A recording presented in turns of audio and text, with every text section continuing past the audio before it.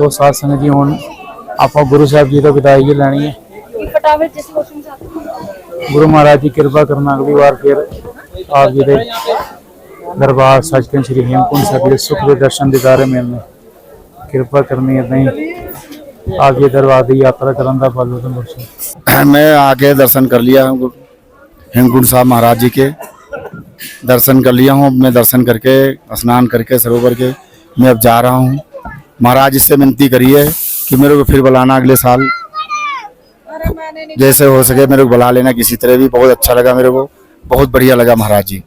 ठीक है, अब मैं वापस नीचे उतरने के लिए तैयारी बना ली है, अब मैं जा रहा हूँ। अब चलते हैं। चलते हैं। जयकार बोले सो निहाल वाहिगुरू जी का खालसा वाहिगुरू की फतेह। धन गुरु गोबिंद सिंह साहब जी महाराज।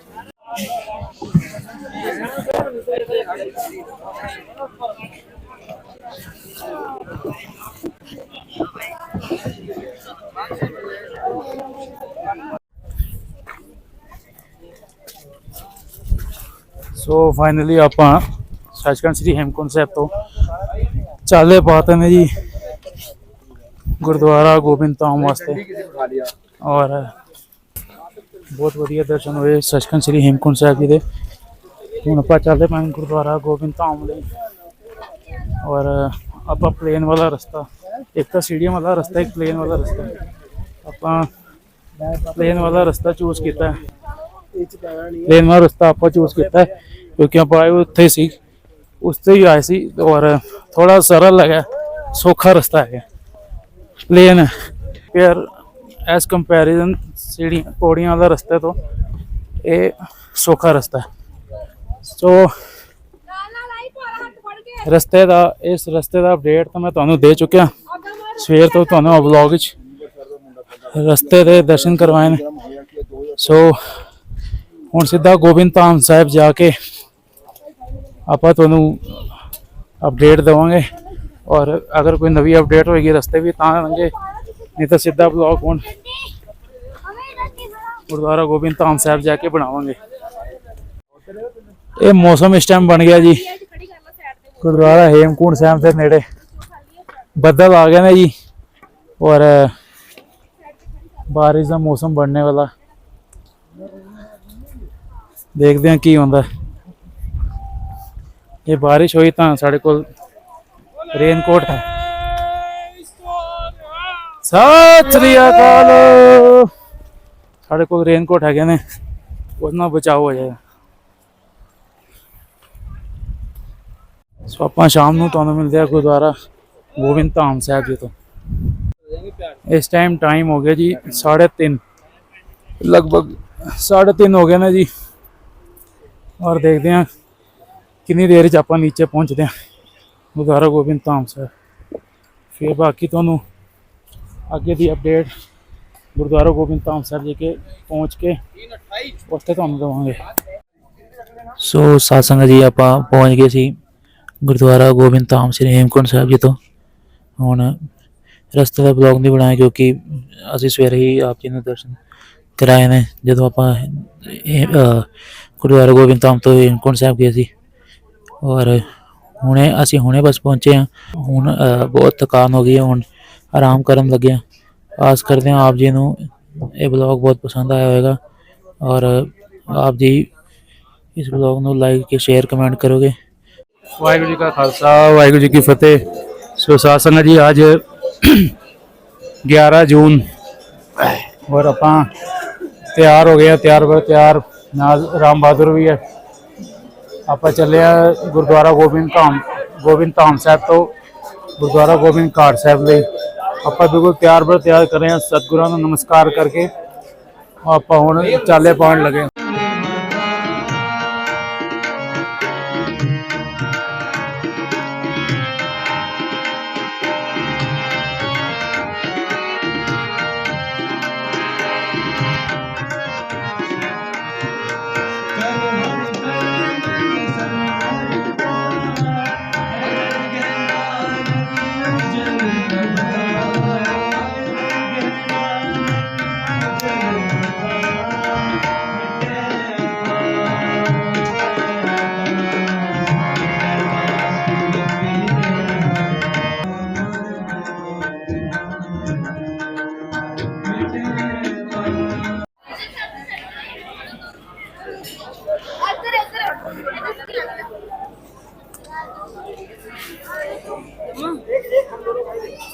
ਗੁਰਦੁਆਰਾ ਸਾਹਿਬ ਵਿੱਚ ਲੰਗਰ ਦਾ ਪ੍ਰਬੰਧ ਹੈ, ਜਿਹਦੇ ਵਿੱਚ 24 ਘੰਟੇ ਲੰਗਰ ਚੱਲਦਾ, ਦਾਲਾ ਪ੍ਰਸ਼ਾਦਾ और चाह का लंगर 24 घंटे चलता है।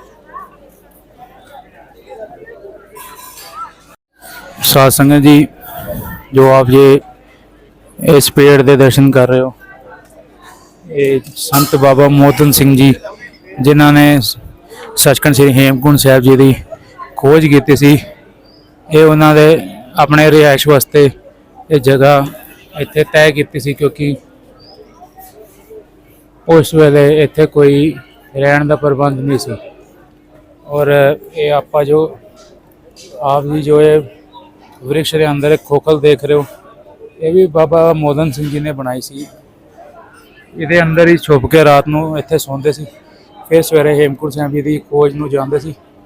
और ये अंदर बैठे उन्होंने कोल एक राइफल होंदी सी, जिहदे नाल अगर कोई जंगली जानवर आ जाए तो उसनों शूट कर सकन। तो ये वो पवित्र वृक्ष है जिथे जेड़ा हेमकुंड साहब जी की खोज का प्रतीक है, हुण भी सुशोभित है। संगतां दर्शन करदियां ने।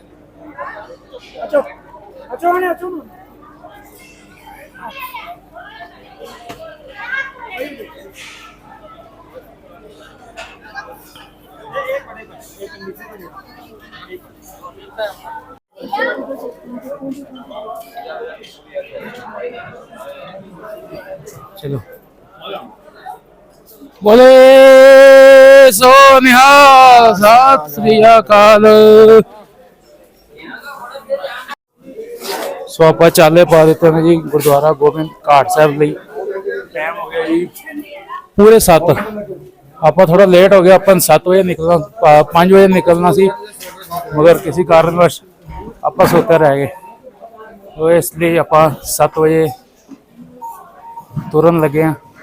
और देखते हैं कितने बजे गुरुद्वारा गोबिंद घाट साहब पहुँचांगे, फिर आप जी अगे की अपडेट देने। ब्लॉग नाल जुड़े रहो। आप जी बेनती करते हैं कि आप साढ़े ब्लॉग में लाइक शेयर कमेंट करो और साढ़े चैनल में भी सब्सक्राइब करो जी। सो चलते चलते एक स्पैशल बंदा सानू मिले, आप जी कई संगत जानते भी होगे, गौरव चौहान जो चैनल जिन्हों का उत्तराखंड वाला एक्सप्लोरर, वो साढ़े नाल ने। और आओ तो मिलाने गौरव चौहान नाल।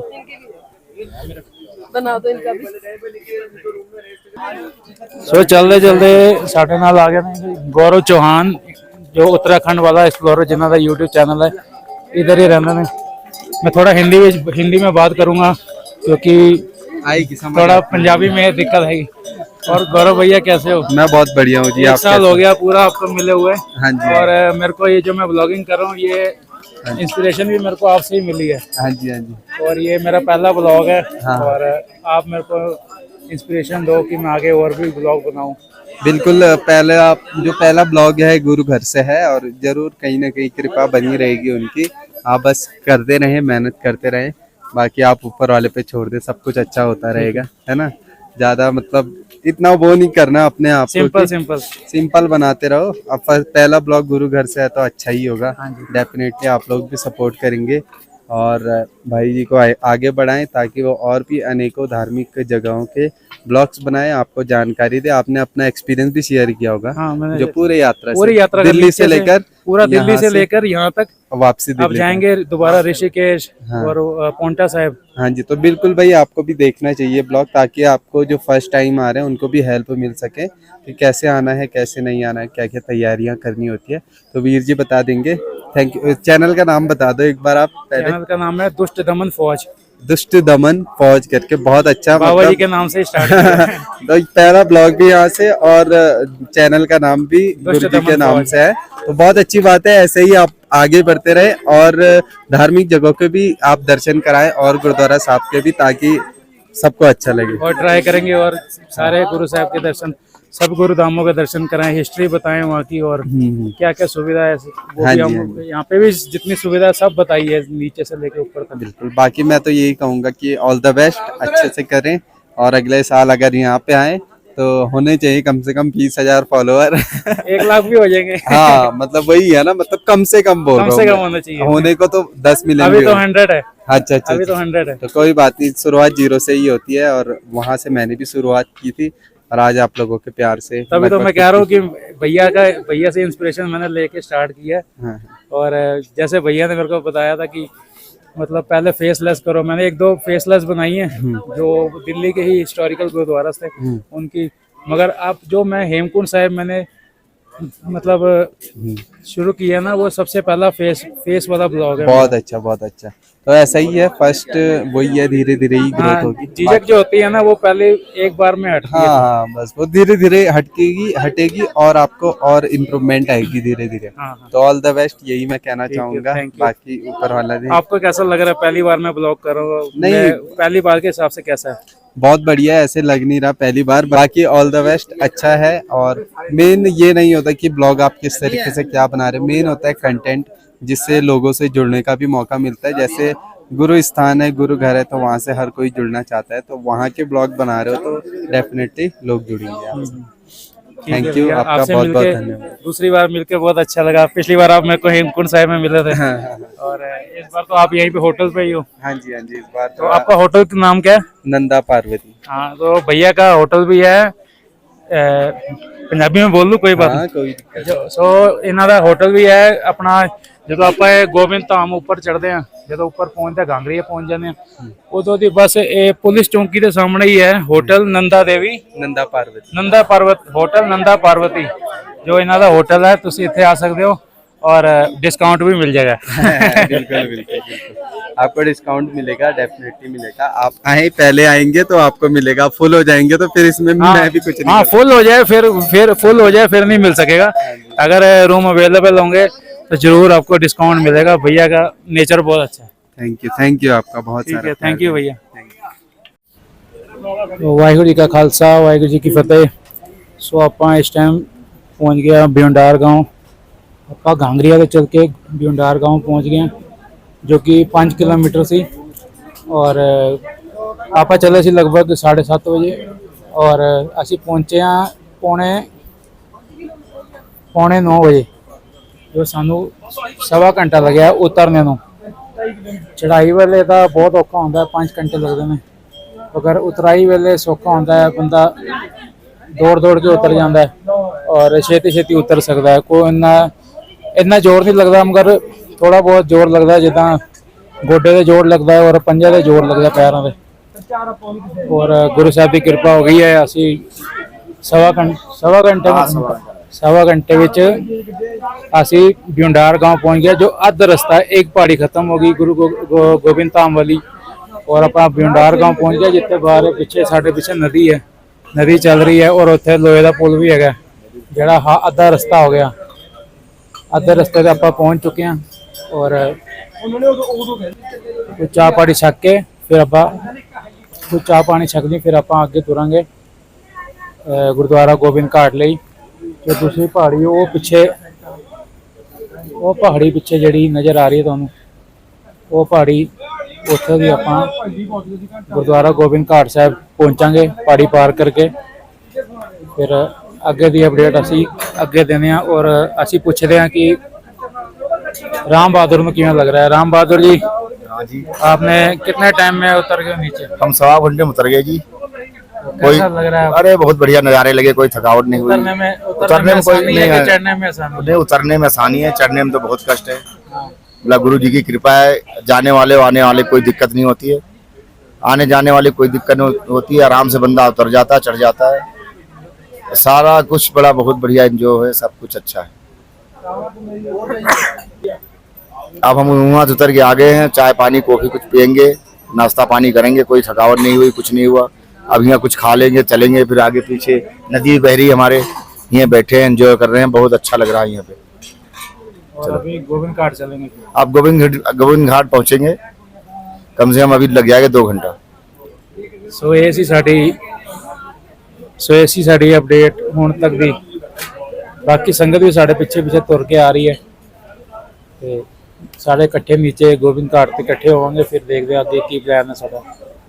ਤੁਹਾਨੂੰ ਵੀ ਅੱਗੇ ਨਵਾਂ ਅਪਡੇਟ ਕੋਈ ਨਵੀਂ ਅਪਡੇਟ ਆਏਗੀ ਤੁਹਾਨੂੰ ਅੱਗੇ ਅਪਡੇਟ ਦੇਵਾਂਗੇ ਜੀ। ਵਾਹਿਗੁਰੂ ਜੀ ਕਾ ਖਾਲਸਾ ਵਾਹਿਗੁਰੂ ਜੀ ਕੀ ਫਤਿਹ। ਸੋ ਆਪਾਂ गोविंद धाम साहब जी तो गोविंद घाट तरफ यात्रा करते हैं। लगभग 7 किलोमीटर आ चुके हैं और टाइम हो रहा है जी लगभग 10:30। आप चले सी 7:30 बजे, 3 घंटे हो गए लगभग। और कई संगत आ रही ने, कई संगत थले में उतर रही ने, कई संगत हाले भी यात्रा में जा रही ने। तो आप जी ने दर्शन कराना।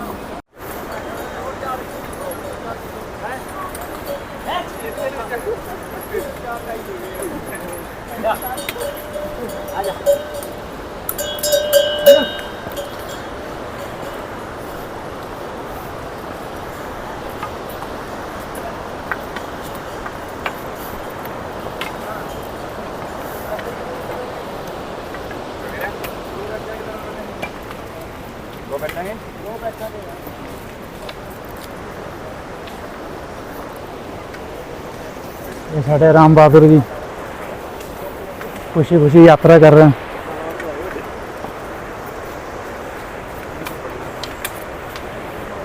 गुरु की लाडलियां फौजें।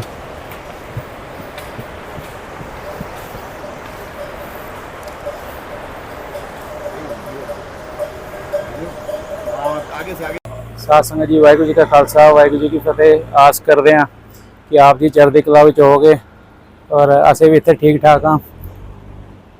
कल आपां सचखंड श्री हेमकुंड साहब तो गुरुद्वारा गोबिंद धाम साहब जी तो गुरुद्वारा गोबिंद घाट साहब उतरे सी। कल बहुत ज़्यादा टाइम लग गया सानू। आपां सवेरे 7:30 बजे तुरे सी, उस तो बाद आपां पहुँचे 12:30 बजे। उस तो बाद आपां चले गए सी इंडिया का फर्स्ट विलेज देखने जो है माणा विलेज, जो बद्रीनाथ के कोल है। और उत्तों आपां रात को लेट आ गए सी, रात को 11-12 बज गए सानू आंदे आंदे। और उधर की क्लिप आपां रिकॉर्ड नहीं कर सके क्योंकि बॉर्डर एरिया सी। आज की शुरुआत हो रही है गुरुद्वारा गोबिंद घाट साहब जी तो। ये पीछे श्री हेमकुंड साहब की पहाड़ियाँ, गोबिंद घाट साहब जी दी पहाड़ियाँ ने। आस करते हैं आप जी को पिछले ब्लॉग बहुत पसंद आए होंगे और आप जी इवें ही प्यार देंदे रहो दास नूं, ताकि दास आप जी नूं होर भी गुरधामां दे दर्शन दीदारे करा सके, उधर के इतिहास बारे आप जी जानू करा सके। आप जी दास की वीडियो लाइक कमेंट शेयर करोगे तो दास में इंस्पिरेशन मिलेगी और दास अगे फिर होर भी गुरुद्वारा गुरधामां दे दर्शन दीदारे आप जी नूं कराएगा।